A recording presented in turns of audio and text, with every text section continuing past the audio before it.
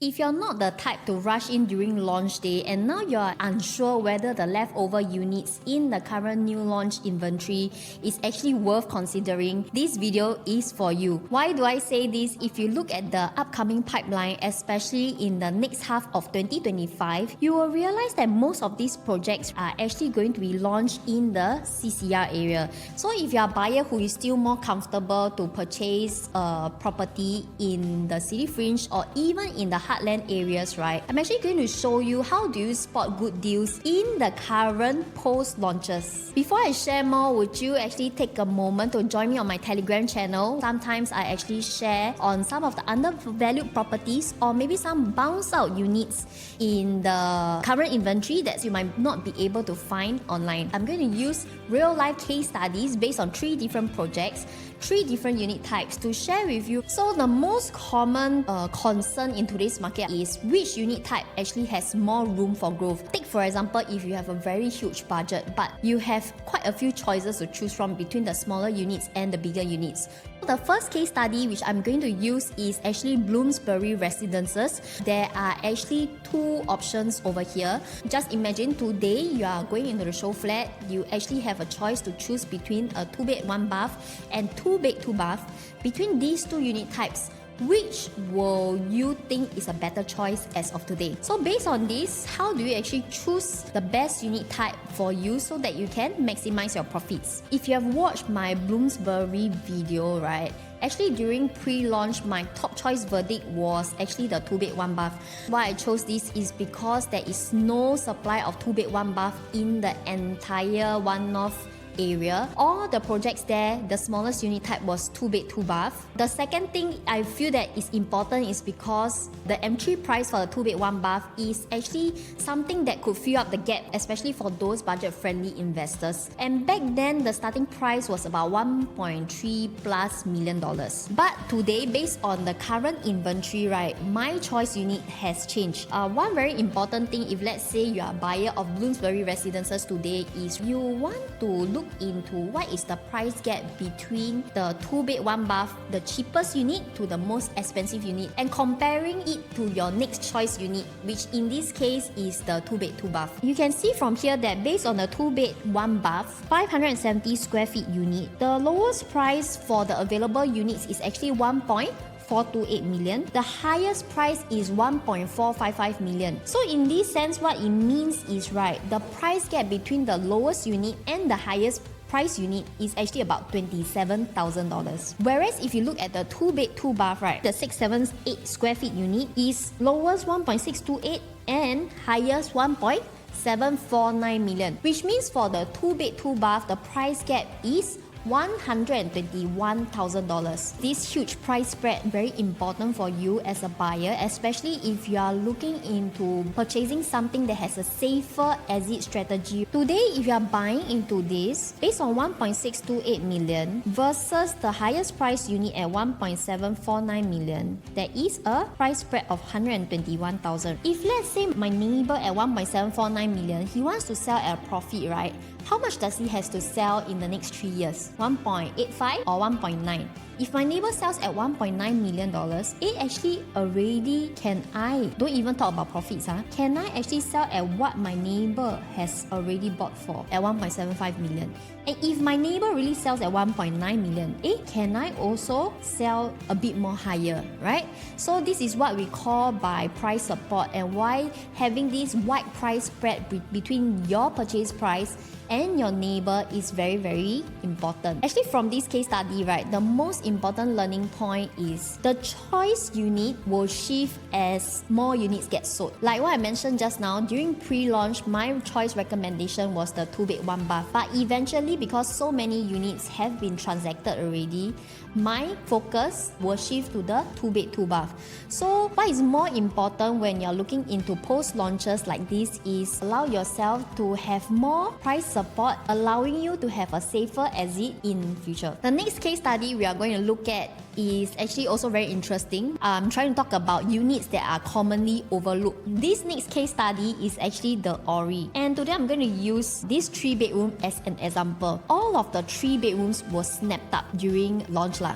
If you are somebody who doesn't like to rush in for your purchase during launch day, you still want to buy something from Orie. At this point in time, all the 3-bedroom premium all sold out. And the remaining units left are the 3-bedroom dual keys. So in this sense, what will you choose to do? Most people will actually walk away, right? I think that's pretty normal. For me, I feel that it is my job to look through every unit that's remaining to see what is best. And when I looked through the unit that was remaining, mainly the 3-bedroom dual key, I realized that there was something that is unique about this layout. And if you look back at my Orie's analysis video, that was done during pre-launch. My review for 3-bedroom dual key is just avoid it. And you have watched my previous video on dual keys. Most of the condo dual keys are something that I will advise my clients never to purchase. But why eventually right now I recommend buyers to actually look at this 3-bedroom dual key is simply because of its layout and its price point. Let's look at these 2 floor plans. The first one here is actually 1044 square feet. This is the biggest 3-bedroom premium in the Orie. And the next one right beside is actually the 3-bedroom dual key. This is the 1130 square feet. In between these 2 layouts, the difference of the size is actually 86 square feet. Now, why I actually advise clients to shun away from condo dual keys is usually because of its significantly higher purchase price.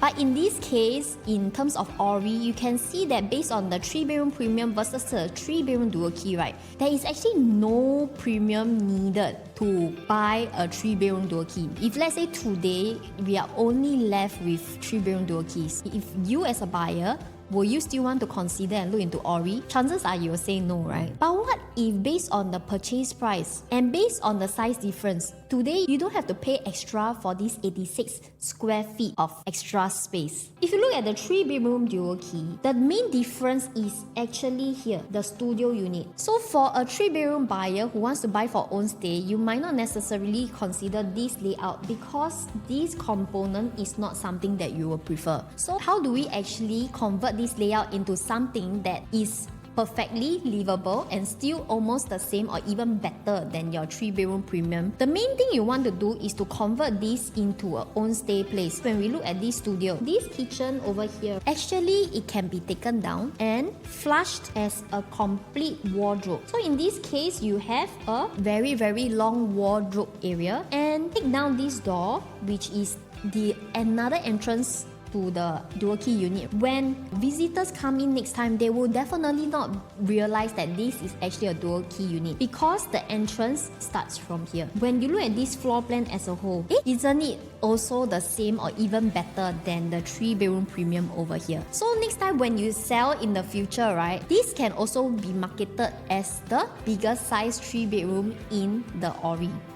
Most importantly, in terms of price point, right, the most highest floor for the Orie was $3 million.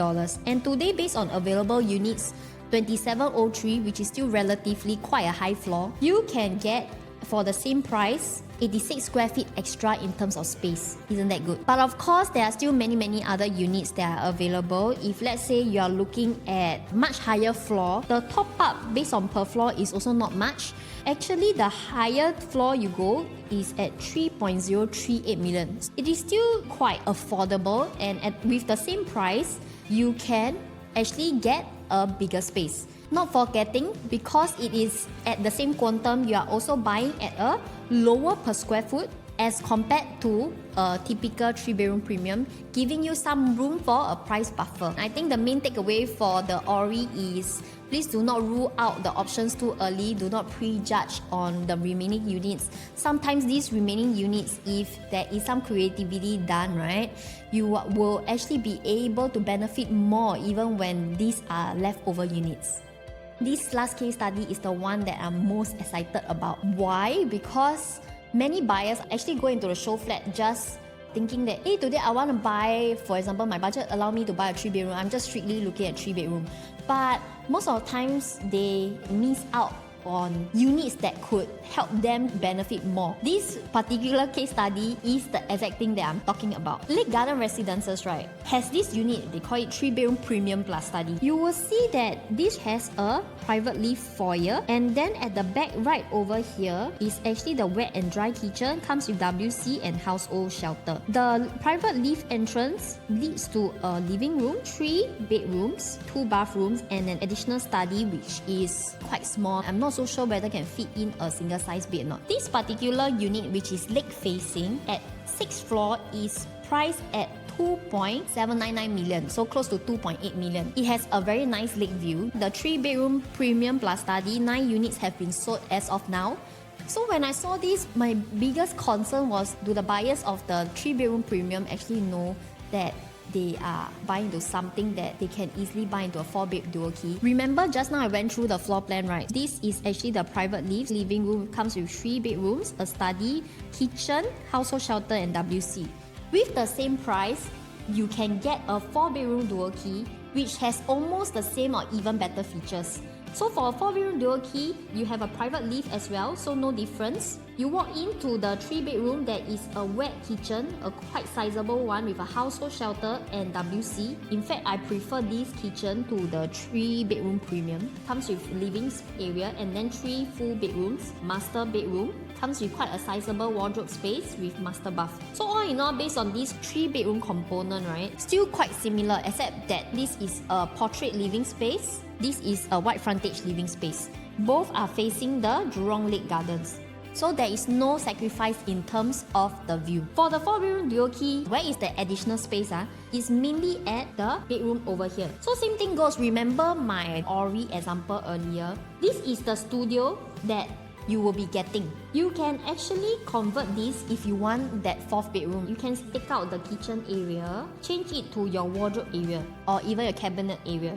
Then you have a much bigger bedroom. You have a 4th bedroom for free. If you still only require a 3-bedroom, don't you think you can rent out this extra 4th bedroom right over here to earn rental income so that you can offset some of your mortgage? To give you one example for better clarity, based on the purchase price of about 2.79 million. Your mortgage based on 75% LTV, 30 years loan based on about 2.5% interest, your mortgage works out to be about $8,284 per month. Your interest based on this rate will be about $4,300 per month. If let's say your studio rental income, I just aga-aga, based on let's say about $2,500 to $3,000. Even if you're collecting a rental income for this studio at a lower rate at $2,500, doesn't this help you offset a lot of your mortgage compared to buying a regular 3-bedroom premium and not being able to rent out that extra bedroom? This can also be done in the sense whereby you rent out the 3-bedroom and then you rent out the studio.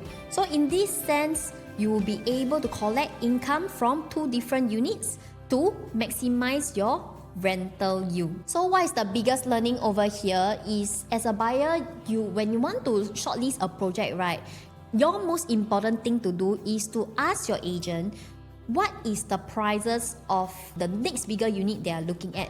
Take for example, today you're buying into the biggest 3-bedroom, right? There is a lot of situation whereby the 3-bedroom biggest unit is priced almost the same as a 4-bedroom unit. And in this sense, if this happens, always work out what is a fair upsize price for the bigger unit. When you go into a project, right, never ever just be very super focused on the unit type that you're buying. Always check what is the biggest unit, where is the price gap at, so that you can better protect your purchase and maximize whatever that you are buying today. So I hope that these 3 case studies has helped you to give you clarity on how to select your purchase better. Otherwise, if you still have many concerns in terms of how you can do so and you need proper advice to plan out your purchase very systematically, you can reach out to me and my contact method below. Otherwise, I'll see you in my next video.